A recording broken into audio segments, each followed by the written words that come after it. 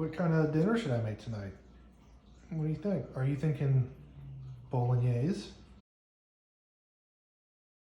I've gotten a lot of questions on my channel lately about when I'm going to make a Bolognese. Now, is that true? No. However, Bolognese is a very nice Italian dish, and I have the day off. We're in the age of Corona. Reality is a suggestion, as Krista Stefano would say. And so I'm going to make a Bolognese for all of my YouTube fans, which, again, they may or may not actually exist. Got grass-fed beef. Is it really grass-fed? That's for you to decide. Again, reality is a suggestion. Tomato paste, homemade chicken broth, brodo, if you will. White wine, whole milk as a base for the sauce. And then our aromatics, we got onions, carrots, and celery, which I'll dice up. Gonna use some butter in there as well. Fresh bay leaves. And either dry pasta, or I may decide to use a fresh pasta and try to make a tagliatelle. So we'll see about that. Let's get going. I noticed that you don't have any tomatoes out, only tomato paste. Correct. But I thought you need tomatoes. Well, this being a Bolognese, this is more a meat sauce with tomatoes added. Kind of the idea behind it. Versus your typical like Sunday gravy, which is a tomato sauce with meat added to it. So it's kind of the opposite. So we're gonna thicken the sauce mainly with white wine, chicken stock, and whole milk. And the tomatoes are just gonna serve as a kind of component of that, just to give it a red coloration and a slight tomato flavor. Are you gonna use 3 cans of tomato paste? I will. I've never seen that much tomato paste used. Well, you in know, one recipe. Well, I mean, look, you know what? I don't know what to tell you. No, I'm just kidding. I just noticed that there's some crunchy cinnamon on the counter. Are you gonna put cinnamon in my friggin' tomato sauce? Yeah, normally we would put a cinnamon stick in the sauce towards the end just because it helps round out the flavors, but we don't have that. So, sorry, I'm getting blindsided by your very pregnant belly right now.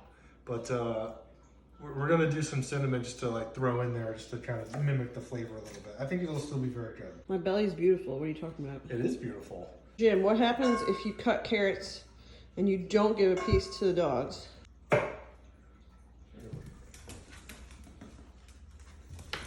Guys, that was a terrible display of athleticism. We're starting out by browning our ground beef. A lot of Bolognese would be a combination of pork and beef. I want to just do ground beef only. So you're gonna break this up, get it nice and brown, and then we'll cook it with some butter here in a second. Once the water leaves it and it starts rendering the fat, and it'll get nice and crispy.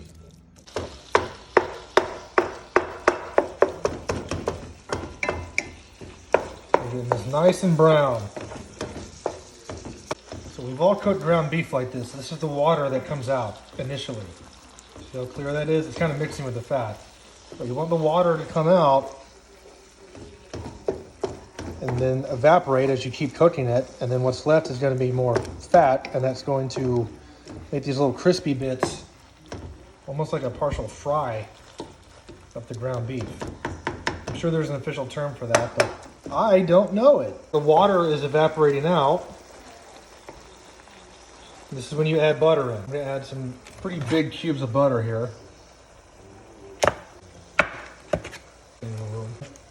You need a lot of fat in this.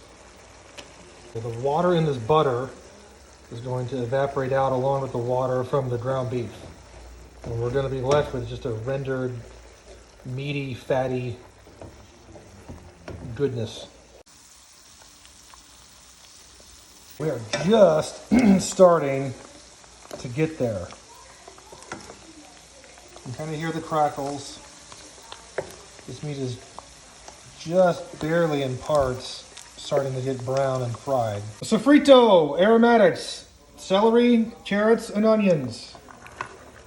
Get on in there. This is the most expensive bottle of wine I could find. This is $800.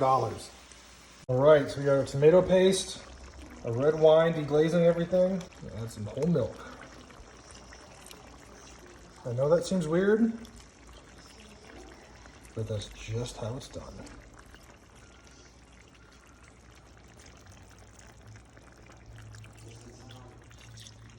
Okay, good.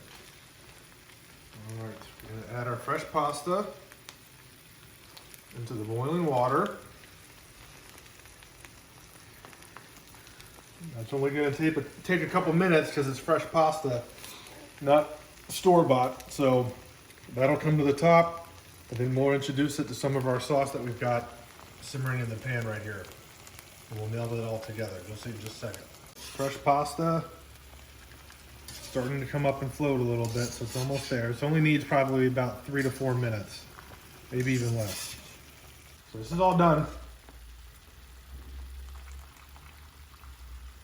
Transfer over to the sauce. Some of this pasta water is going to come over with it, and that's great. It's going to help to thin out the sauce a little bit, which is what we need. Sauce is a little thick, sitting in the fridge for a little while. Just a smidge to start. You can even see the pasta water. See if we can get a zoom close up on that. You see the pasta water, it actually has starch in it. So that starch is what helps to emulsify your sauce. So that's why you never, ever throw this stuff away.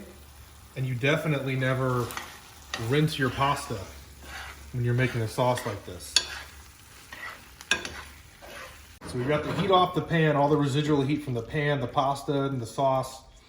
It's all just kind of melding everything together. So I'm giving that just a little bit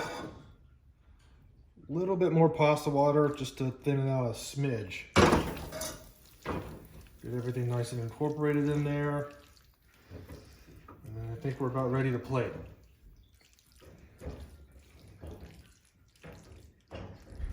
Time to plate. Try to do the twirly thing, but if it doesn't work out perfect, that's okay. Pasta's not perfectly shaped. You always anoint. This is fresh Parmesan cheese.